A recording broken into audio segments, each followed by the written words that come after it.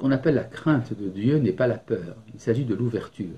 C'est ça que signifie le mot crainte, c'est le fait de savoir qu'il y a une certaine distance entre l'objet de ma pensée et ma propre pensée.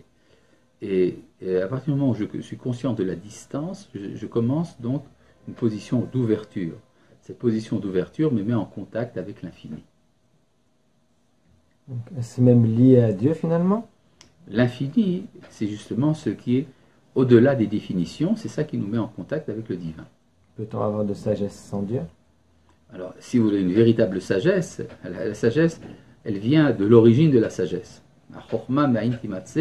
La sagesse vient de l'infini, dit le livre de Job. On peut, disons, avoir une appréhension de l'infini, on appelle l'amour de la sagesse, ou en grec, philosophie. Mais la philosophie ne nous fait pas rencontrer l'être en tant qu'être, il nous fait rencontrer le pourtour de cet être.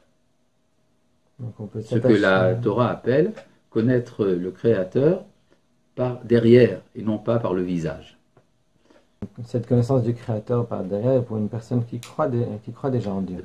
Disons que le fait de se définir comme étant croyant en Dieu ou pas est une définition un peu difficile à admettre, étant donné que parfois définir est en fait une manière de s'éloigner, tandis que si vous ne définissez pas, ou même par exemple vous vous définissez comme agnostique ou athéiste, il est tout à fait probable que vous êtes beaucoup plus proche du Créateur que vous ne l'imaginez. C'est-à-dire que le fait de refuser la définition est une forme de rejet de l'idolâtrie. Ce qui fait que quand quelqu'un vous dit « je crois en Dieu », ne lui faites pas tout à fait confiance. De même, si quelqu'un vous dit « je ne crois pas en Dieu », ne lui faites pas tout à fait confiance.